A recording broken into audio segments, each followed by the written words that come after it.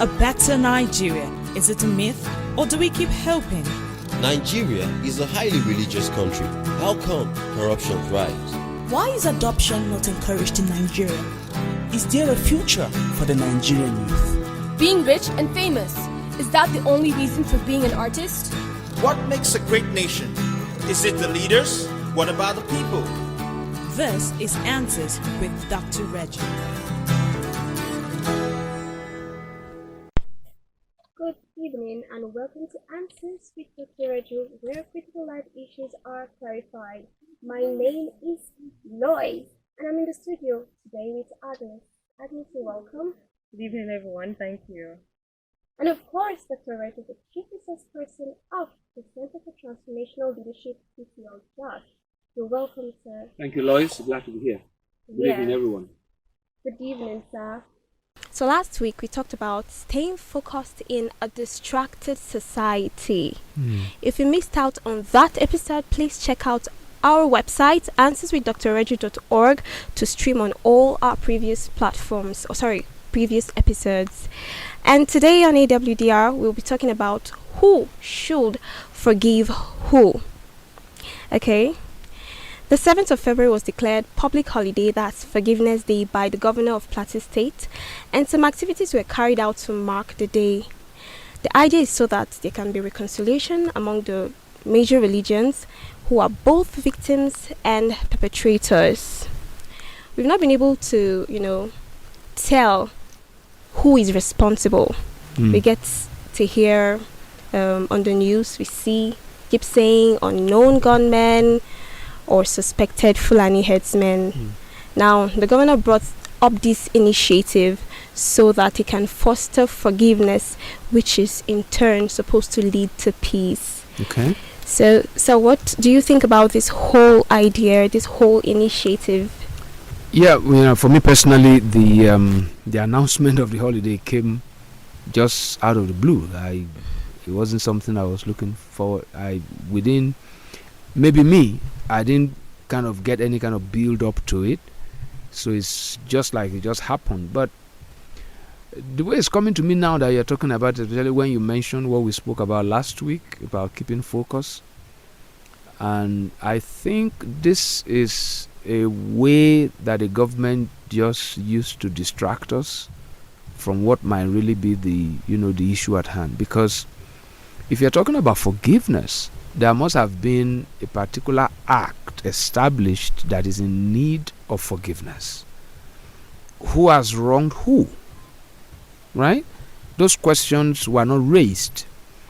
Because if I look at what happened in South Africa, what happened in Rwanda, what happened in Nigeria, the Abacha days, that led to what they call in South Africa, Truth and Reconciliation Committee. In Nigeria, the popular Oputa panel. I don't know if you guys were born at that time.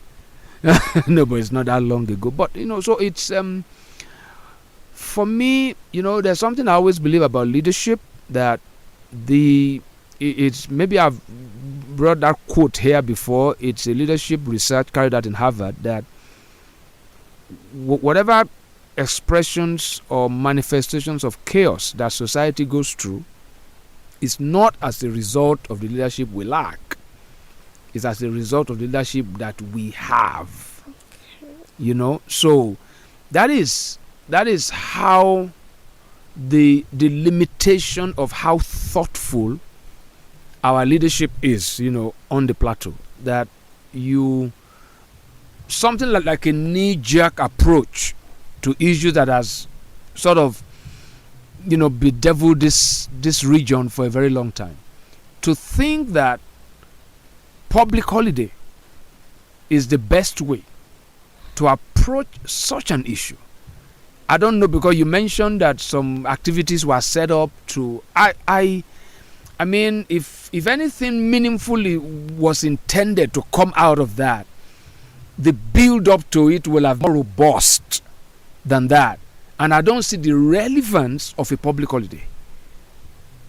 This is not too far from what one of the governors did in the southeast, that they appointed the commissioner for, is it enjoyment or marriage? Or, so that's how I'm sorry, that's how thoughtless our leaders can be sometimes, because Nigerians love the sound of public holidays.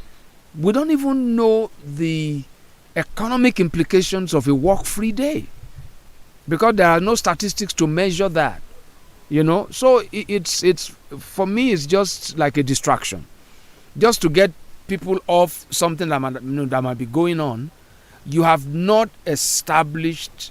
There is even a rumor, maybe it's a new development or the old one that we had about Kaduna State, when the governor said that they paid some Fulanis so that they won't come and kill, people in town. So all these things are happening. Is really very, young emerging leaders that we address on this program should look at that and pick a sense of responsibility. If this is the way things are going to continue, that the way to just switch a button and then all the crisis in Jos and Plateau and Nigeria will just go by a public holiday, that you want to use to promote forgiveness, and you have not established who wronged who, because I personally don't see any farmer, herdsmen clash. What I hear, what I see is herdsmen killing people. It's a massacre. There is no conflict. Those things they've not been established. And then you just declare a public holiday. And, I don't know how many people, what is the percentage of even just residents who work for the government? So you realize that you didn't even know that there was a public holiday, because the banks were open. It wasn't a bank. So what is the percentage of residents of Jos or Plateau who actually participated in that? So you realize that it's just meaningless. That's my summary. It's just simply meaningless. Okay. Yeah. Now, when the governor was interviewed, he said that declaration was supposed to lead to a process of peace in the state. And then I've heard you many times say things like, the only guarantee for peace is justice. Absolutely. Now, I want to see how do we contextualize this on the plateau? What is justice? What will justice look like on the plateau? That's a very good question. What would justice look like on the plateau? Years ago, there's a piece that I wrote that I think it was when I think it was the first ban on Achaba, and I wrote this piece that it was the governor then was Jonah Jang, and I said that we need to rethink Jos, rethink Plateau, that Jos has become a cosmopolitan city. What I mean by that is it's now multi-tribal, multi-ethnic, multi-religious, more than ever before. It has never been mono-religious anyway, because 2012, when I was writing my dissertation, I remember I went to conduct some interviews with some Muslim clerics, at the Central Mosque. And this guy showed me a picture of his great-grandfather who was born here. If his great-grandfather was born here. So this place has never been mono-religious, it's never been mono-ethnic, it's never been mono-tribal. And and that's what makes Jos very unique. Yes. So when you ask about what is justice, what would it look like is if anyone comes here and you want to seek the welfare of the city by hard work, you want to, you don't want to just say we own the city just because you are biologically or by birth, not even by birth, because this guy said the great-grandfather was born here, that you are biologically or tribally or connected here, but that everybody wants to seek the welfare of the city and the state. Justice will be that those who seek the peace and the welfare of the state, they have the opportunity to realize that dream. You want to do business, there is an environment created for you. You want to pursue a career, there is a conducive environment created for you.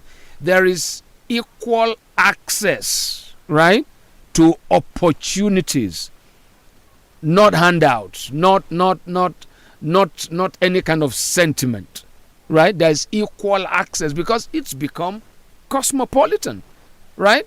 My own children got to this place where, before they were 10, right? So where would they call home? So that to me is the point, that justice is not when there is, how do I put it? Justice is fair. That is, and fairness is everybody won't get the same thing, right? But everybody will have the opportunity to realize their dreams. And taking that further, justice will be that anyone, regardless of who you are, you want to undermine the general well-being of the city, of the state, you will be punished. That to me is justice. That the Igbo man who wants to set up a shop somewhere and wants to sell parts so that cars can run, he wants to sell building materials, that the other kind of tribe, that whatever tribe, because business has no tribe, right? Hunger has no race. Yeah. So whosoever wants to promote the peace and the well-being and the prosperity of the city has the opportunity to do that. Whosoever wants to undermine it, they are put where they belong, which is behind bars. That's justice. That's justice. So we don't need a holiday, right, to forgive ourselves, right? If all of us want to make this place livable, right, it becomes almost impossible, not just difficult, for those who don't want to make it livable to be punished appropriately. So that's justice. Justice is fairness. Justice is everybody don't get the same thing. That won't be fair. But if you put in, your input determines your output. If you work hard, the environment is conducive for you to, to get rewards for your, for your hard work. And if you are lazy, you also get rewards for your laziness, which is hunger, which is pain. That's the way I look at justice. That I want to do something, and there's equal opportunity for everyone to be able to realize those kind of potentials, right? Yeah. That to me is justice. But do you think that? Because fine, if there's justice, you'll discover that there's hardly anything to fight for. Justice will tell us that there is enough to go around if you will put in the effort. That's what justice will announce. There's enough. It's when we have a perception that there is not enough to go around that we begin to sort of fight for stuff. Where people live in Jos is not up to where people don't live. And that's the reality all over the world, right? There are resources in the world to make the 8 billion people billionaires. And there's still room for more billions to become billionaires. There are a lot of businesses that's never been done.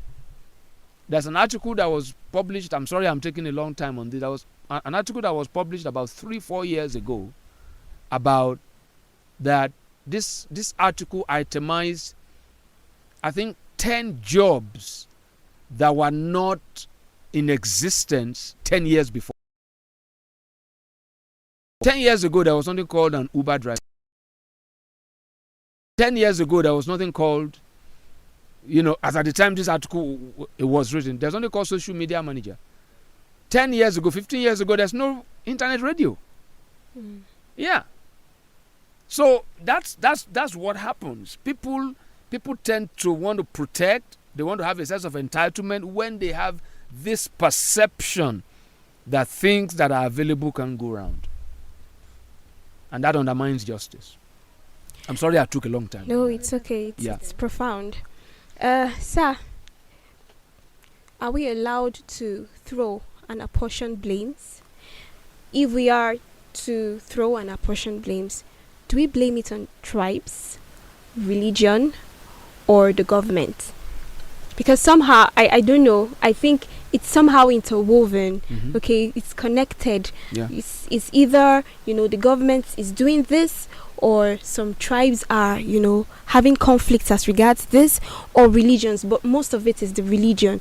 Are we allowed to throw blames? Yeah, I mean, if I want to answer straight away, maybe in one sentence, whatever happens in any society, even down to the family, if in the family you blame the parents for whatever happened, because they're the ones saddled with the responsibility of making sure that things work in the family. So it basically rests on leadership. But you see, we've said that for the upteenth time, that leadership is a challenge, but it's leadership, not the leader, not the person. So when you say leadership, everybody now has to take a share of that blame, right? Because I have crisscrossed this country. I've traveled worldwide, and I've discovered that people don't really hate themselves. People are not born to be racist. They are trained to be racist. People are not born to be tribal. They are orientated to be tribal. And most times, people, these inaccurate leaders, these selfish leaders, use those things for their own benefit. There was something I said somewhere, and I was trying to address the issue, in the northern part of Nigeria. And especially for Nigeria, what the leaders have used has been tribal, has been religious, right? And I threw a question, and I'm throwing that same question to Christians, to Muslims, but because we've come to agree that the northern part of Nigeria is predominantly, or arguably predominantly, Islam. I want to throw that to adherents of that faith, the Islamic faith. And I want them to ask themselves a question. Why is it that the Islam variant in Nigeria, which is predominantly, because the stats that came out this week is that 86% of poverty in Nigeria is in the north. 86%. I want the adherents of the Islamic faith who are predominantly resident in the northern part of Nigeria to ask themselves this critical question. How come our own variant of the Islamic faith is synonymous with poverty? No, let's even look at it in economic terms.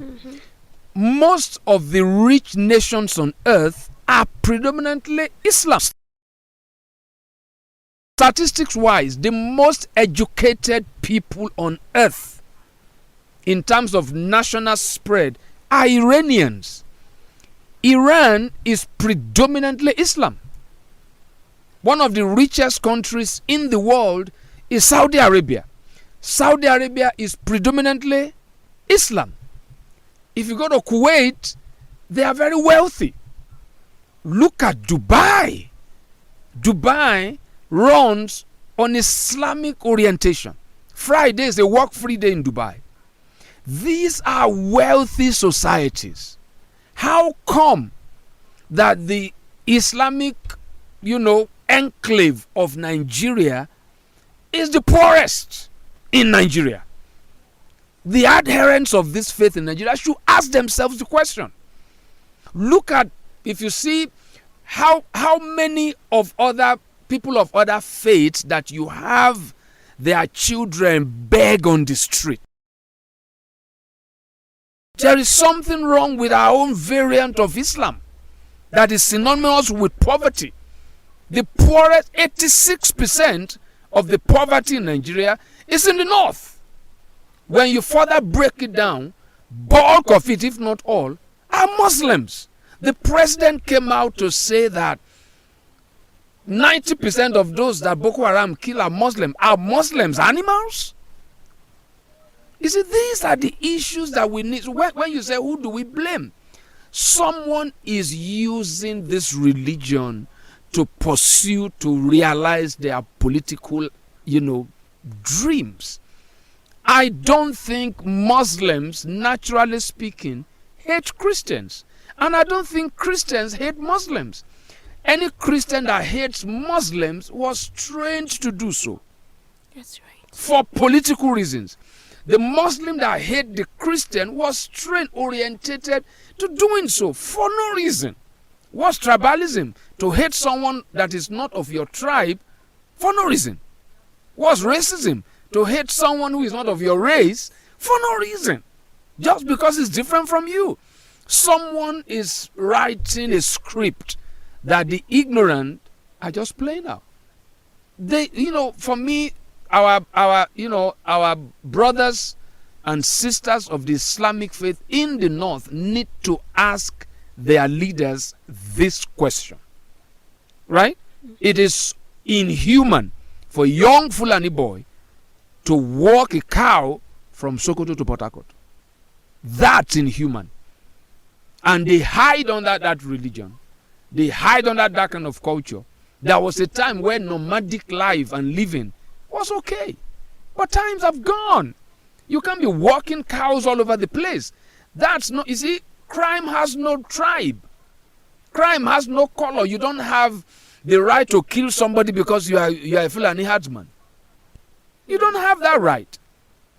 And then they said, and when we say it, it's as if the Fulani herdsman, has the exclusive preserve to use an AK-47 to shoot someone down. And we say it, and people have now come in to believe that, okay, that's what they do. Not all Fulani herdsmen are killers. Right? So, these are the kind of, Lois, I put the blame squarely on those saddled with the responsibility and being given the resources, right, to protect lives and properties. And these are the guys, who hold political offices, right? And I think I needed to just put that there for young, Muslims, those of the adherents of this Islamic faith. They need to ask themselves some questions.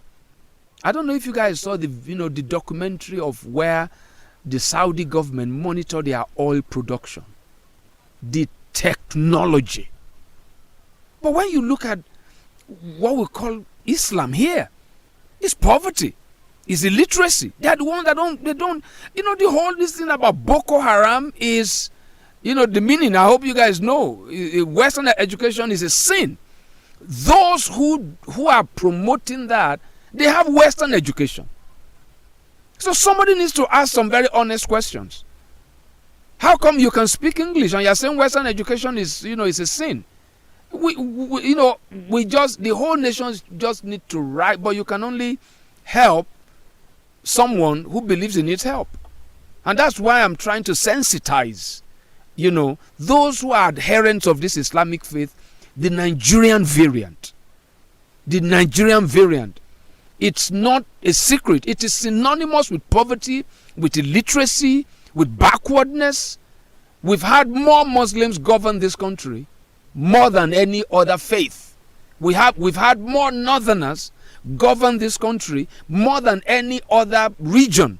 How come the North is the one that is not developed? The young ones should ask questions. They should ask questions. They should ask questions.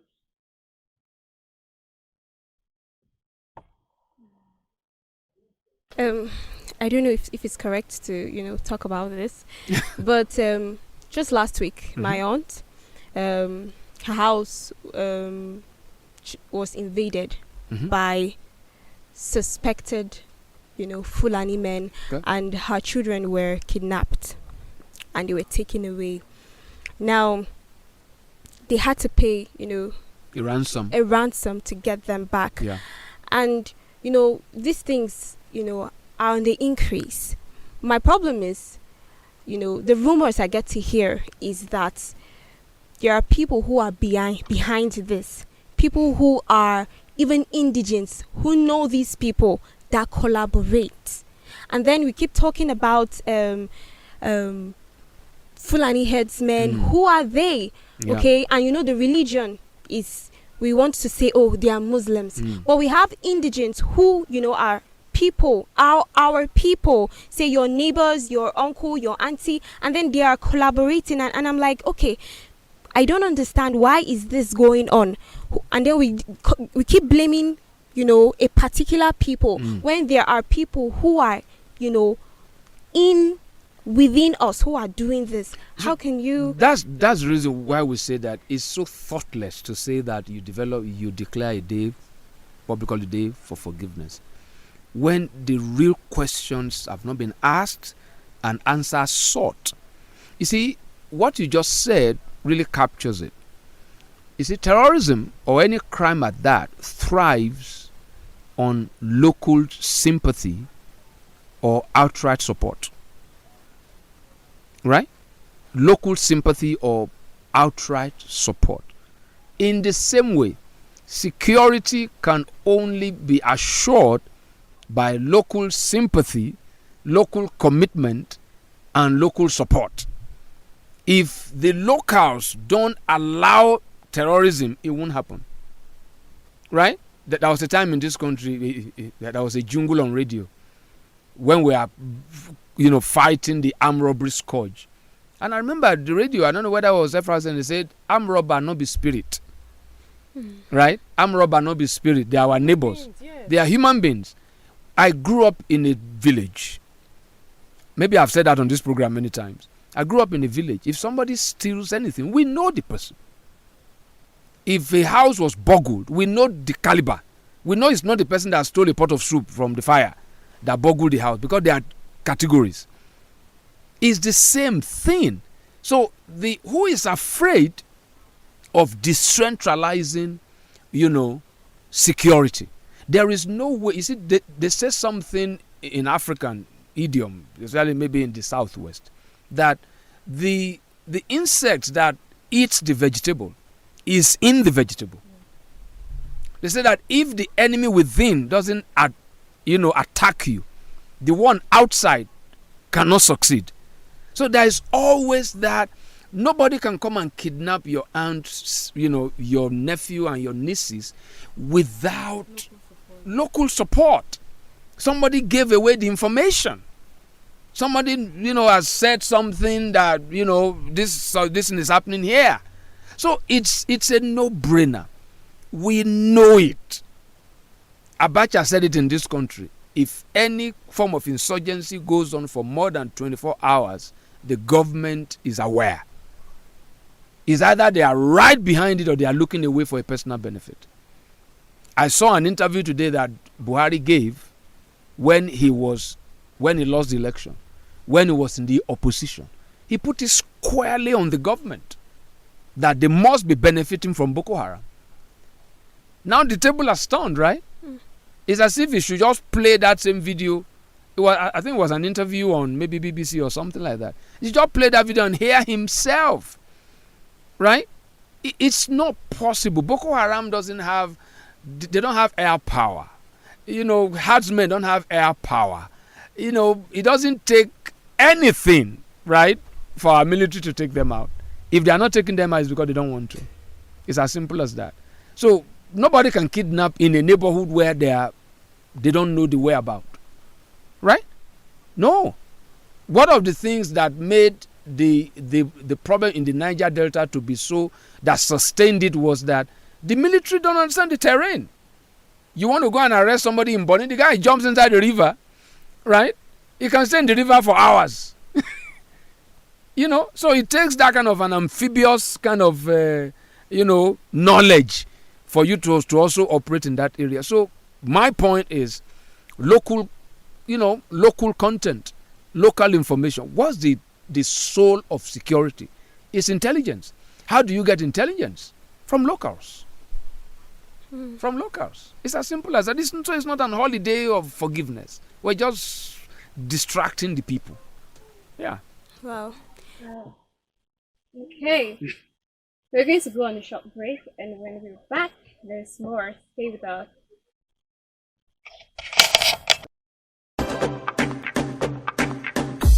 This is Partridge Radio. From the musical break, that was Owenu with the peace song. So you have something to say about the song, because I know that this is good. We were just born. Good music. Good music by Onyeka. Signature. I love her voice so much. But I sort of I'm a music critic, so while I love the song, I love the sound, but I'm always very also concerned about the message. You know, when we talk about peace in our heart, peace in our nation, peace in the world, that's like the way I do my math in those days, right? I was very bad in math, so what I do is go to the back of the book and get the answer, and then write it and then walk to the answer, and they always mark me wrong.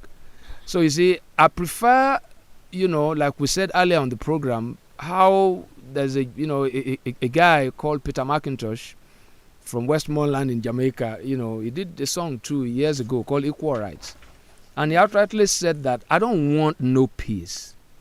What I want is equal right and justice. You see, that's peace is not an event; it's a process, and that process is that there must be an intentional, well-intended, establishment of justice, which we have defined on this program earlier on. So, when meant well, but she was too soft. Yeah, it's just like what everybody wants, but we don't want to, it's like that same Peter Tosh too, in one of his lines, he said that a lot of people want to go to heaven, but they don't want to die. So we want peace. We don't want to pay the price of justice. That's really is an impossibility. It's like someone lifting his hands in the House of Senate and said that I want to move a motion for peace. And then the gavel comes down, bam, let there be peace. It doesn't work that way. There should be justice before there. Okay. So going back to the Declaration of Self-Reliance. Now, I hope it's not a yearly thing. No, I don't think. Okay, it is. but that It would was be just- that would be so ill-informed. Right. Okay. We've established the fact that we feel that is a distraction and all of that. So, and then there's this. So, what do you think will happen when the agency in charge of protecting people's lives and properties will end up not doing anything? I mean, these distractions continue playing out like this. And people at some point start to feel that, okay, looks like this whole thing is coming on us. I mean, this whole thing starts to get to people and like, it feels like your life is the only thing you've got. What do you think is likely to happen? It's already happening, with all the Amotekun, with the Ogunigwe, or what do they call it in the, in the East. Is it Ogunigwe, right? And then there's another one, something Shege, whatever, in the North. These are like bath pans. They're like bath pans. People are feeling, I need to take Responsibility for myself. And that's a recipe for anarchy. That's a recipe for anarchy when I have to not protect myself. But you see, that's how security starts. If the powers that be, the way they say it, understand, people need to first of all have a sense of responsibility in protecting themselves. Right? But not at the expense of another. It is because I want to protect myself, I will not protect the identity of the guy fomenting trouble next door. That's what you see in other climes when a stranger comes into a neighborhood and somebody calls the police. It's self-protection. But you see, self-protection because the society gives you that level. Because here in Nigeria, if you go to the police to go and report on you, you become the suspect. So there is even no self-protection kind of environment where the society protects you in your bid to protecting yourself. I don't know if I'm making sense. So, but now this is a self-protection in a reactive way. So I stockpile weapons in my house because I want to protect myself. So somebody is just coming to pay me a courtesy visit because I don't know the person. Maybe the person just moved to the neighborhood and they want to introduce themselves. I don't know the person. I shoot the person. Exactly. You have a problem with your neighbor. Exactly. And then you go. Because there are societies where if you drive recklessly and you just try to cross the way they drive in Lagos, the person will shoot you. That's what happens where people feel so insecure and they have taken their own security in their hands.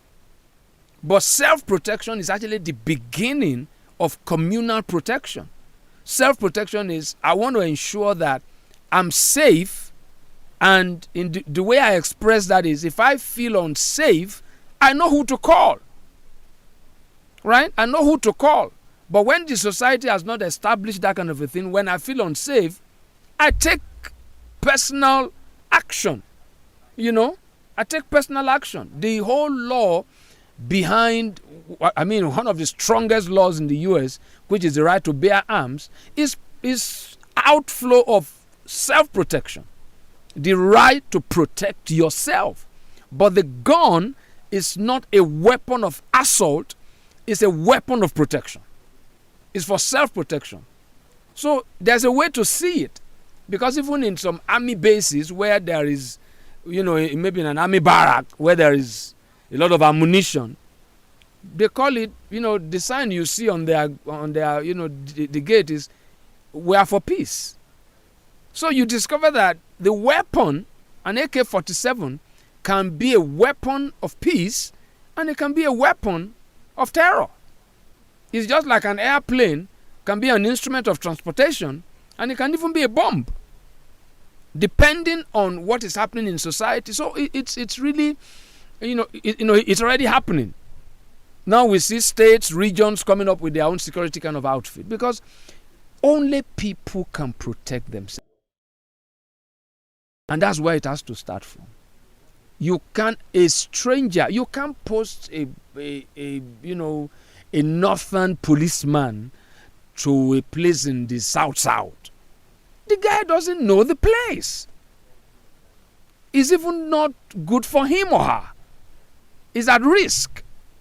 Only a policeman who is part of the society, part of the community, can protect the community, can be authorized. So right now, because it's only in Nigeria that we have states with power to make laws and they don't have the machinery to enforce the law.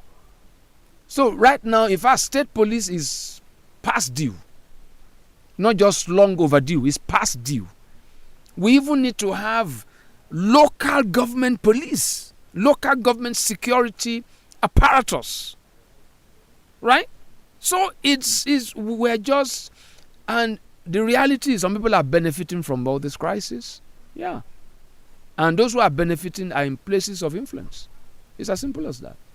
You don't need any kind of research to know that this thing persists for this long.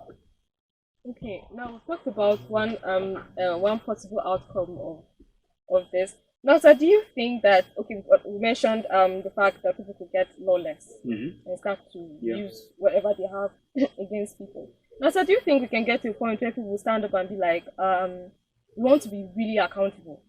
We want the government to be really accountable, like hold the government of the day accountable, like, okay, we've placed all these resources in your hand. What are you really doing about it? That's the ideal. That should be the norm, right? But you see how difficult it is for that to happen in Nigeria. Almost impossible. You see, that only happens in a country. Nigeria is not a country. I was interacting with a friend who wrote a rejoinder to Chinua Achebe's "There Was a Country." He said, "Sir, I beg to differ. There was never a country. Nigeria is not a country. If it's a country at all, it's a country of many nations. Right? Until we, recognize that the birth pangs we are seeing is because you guys won't restructure, right? Restructuring will be forced on us. There is no way this country, because Lois was saying, off air, that it's as if we are walking at snail speed or we are walking at a turtle. We're stuck. We have our feet in the mud. We're stuck. We can't journey if we don't have a structure that reflects who we are. Right? it's the Hausa man might try to protect the Igbo, he won't succeed. Because there is mistrust. Our history does not inform us to trust ourselves. Right? It doesn't. It does not inform us. It doesn't educate us that way to trust ourselves. So you post a commissioner of police who is a Hausa man, who is Muslim to Plateau State. There's already why? Right? It has to be somebody I can trust. I should be able to trust this person with information. Even if the person meant well, our history, which is determining our current experiences, does not teach us that way. Who is afraid of this restructuring? Who is afraid? Because we keep talking about it. That's the only solution. Nigeria need to restructure. And we can start as small. This one now, let's start with this security issue. Right? Let's decentralize the police. Right? Let each government, let each state have their own police. Let a local government chairman be the chief security officer of that local government. You see. You will see what will happen. This will just fizzle out. It will fizzle out. There is no way Boko Haram with all this who funds them? Where did they get all the all the ammunition? Why did they just go and all this? You can't fight Boko Haram, which comes like an ideology, with weapons. And somebody will come and say that they are recruiting people on social media. That's just echoing something that happens in the West. That's not happening here. There's no Boko Haram recruit in Nigeria on social media. That's not possible. That's just distraction. Right? I don't care which government. What is the reality on ground, right, is that the government of the day has declared war on the citizens. That's the reality. If I said this on another radio station, that's the reality. On the government of the day, they've declared war on the citizens of the country for political gains. This forgiveness holiday is an expression of that war, because it's mental torture for the right thinking person. Exactly. You are insulting our psyche by just legislating forgiveness. Who am I supposed to forgive? Because you are basically fanning the embers of chaos. Who is forgiving who? You have not identified it. Who has wronged who? Who is the recipient of the forgiveness and who is giving it? That has not been established. And you declare a day of public holiday as a day of forgiveness. It's just thoughtless. It's thoughtless. It's just very, very diversionary. Okay, sir. As emerging leaders, how do we come in here? Because these issues are, we find out that a lot of young people are not involved in the affairs of this country. We have people who have been in power before coming back over and over again. Recycling. Yes. So how do young people, or how can young people come into the picture to gain, confidence to come before the government of the day and ask them questions and tackle these questions? Commit to personal development. Issues, rather. Commit to personal development. One challenge, the reason why these guys always find relevance, why they keep recycling themselves, is that there is a vacuum there, right? And there is no vacuum in life. There's a vacuum there that the people we call imagine. I don't know how long we are going to refer to them as emerging leaders. We will get to a point where we call these are the emerged leaders. So commit to personal development, emotionally, educationally, profession wise, because when we talk about leadership, our whole mind goes into politics. I'll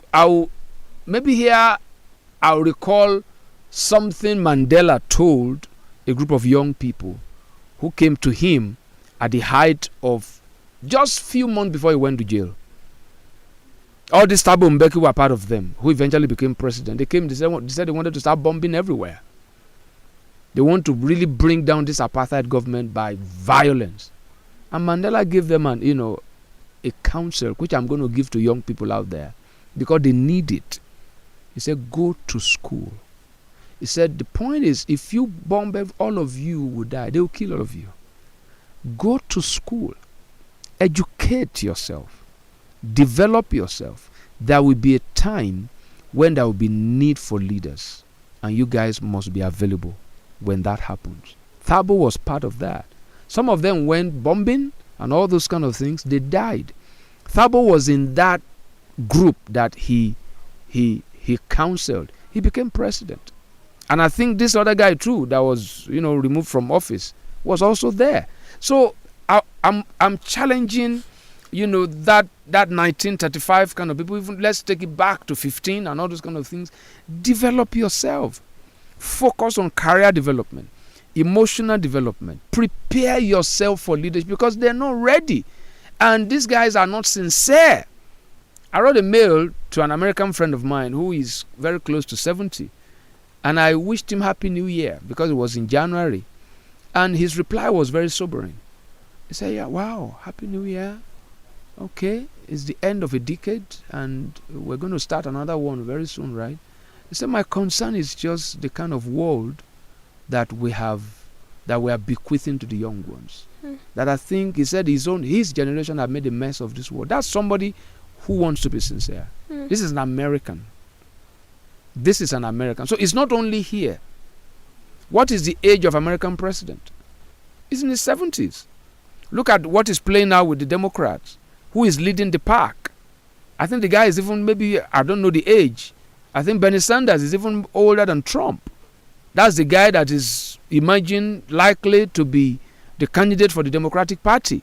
Where are the so it's not only in Nigeria, it's not only in Africa, right? There is a gap, right? There is a gap. And these people that we're calling emerging leaders, it might even be their children that's going to really, really come. But if you can't lead now, why don't you breed one? Why don't you focus and develop one? Those of you talking to me in the studio here, you fall within this group. In another 10 years, how old will you be? What do you think can happen in this country in 10 years?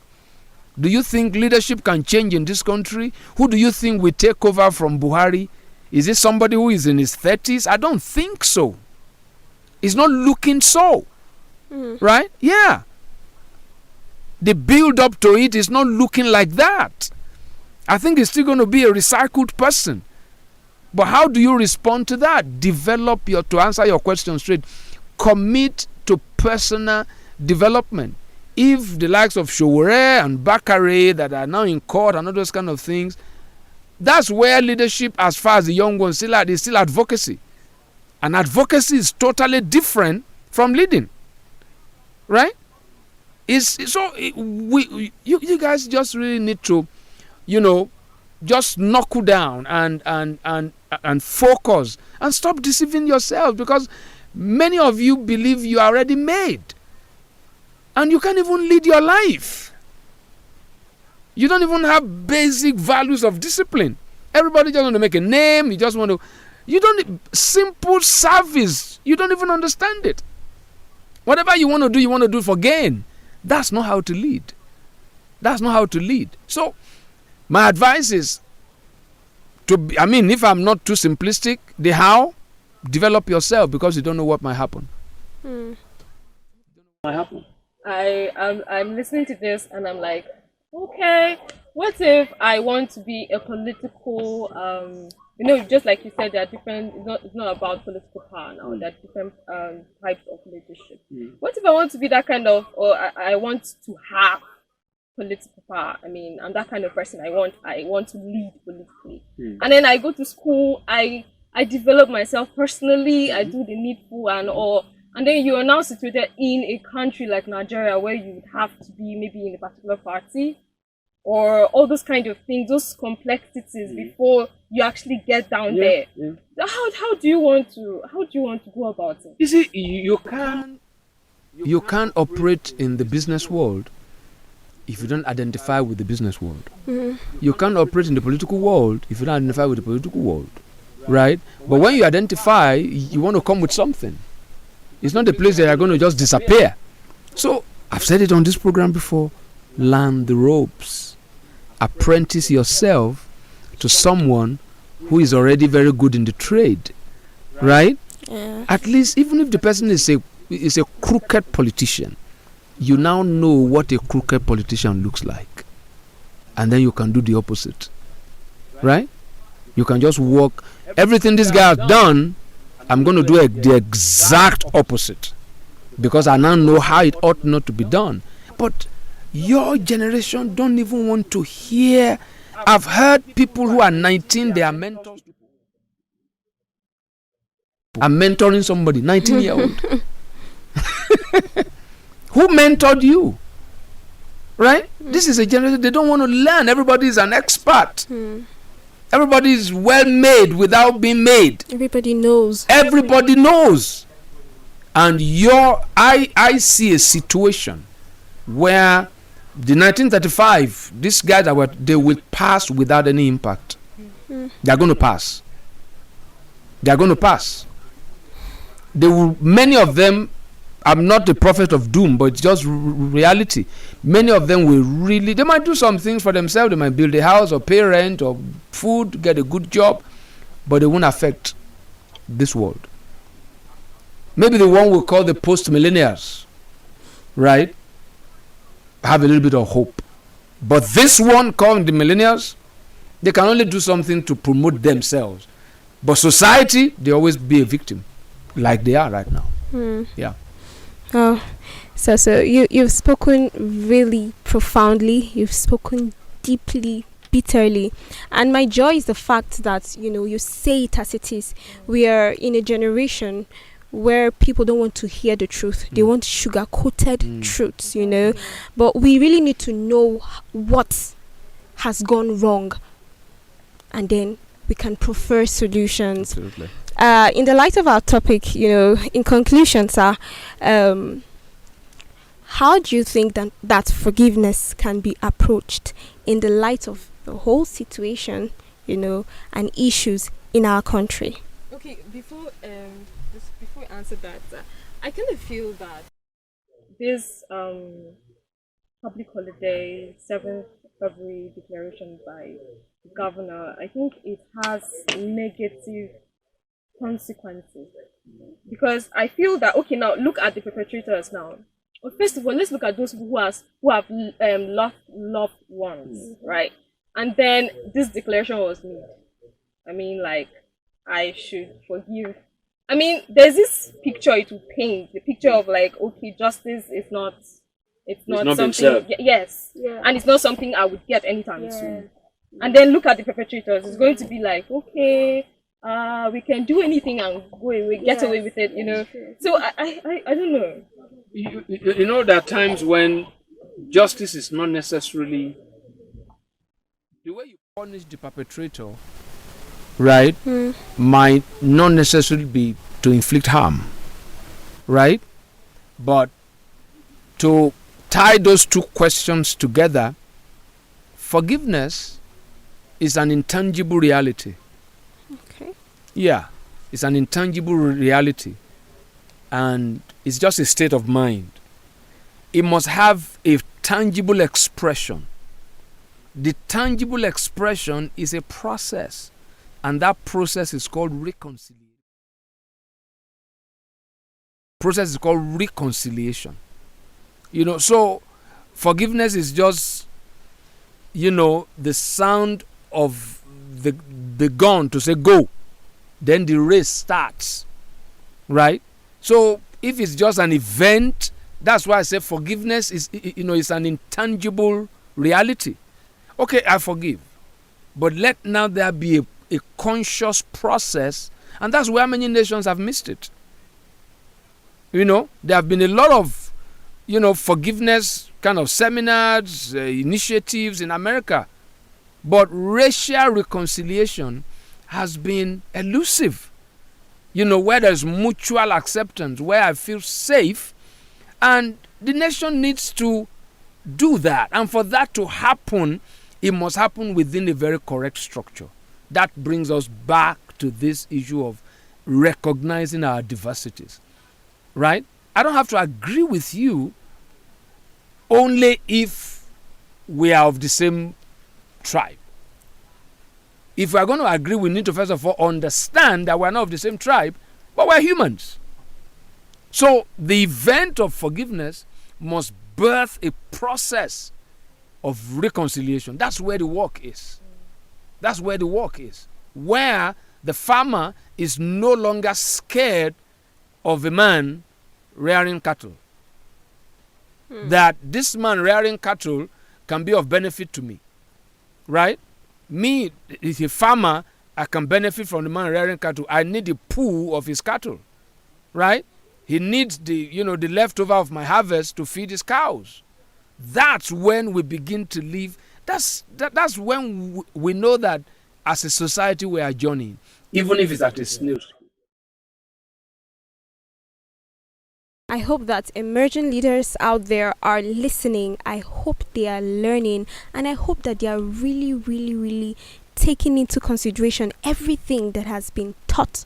Yes, because this is a school, we've come to the end of the program today, and we had a heat time. Am I permitted to say that?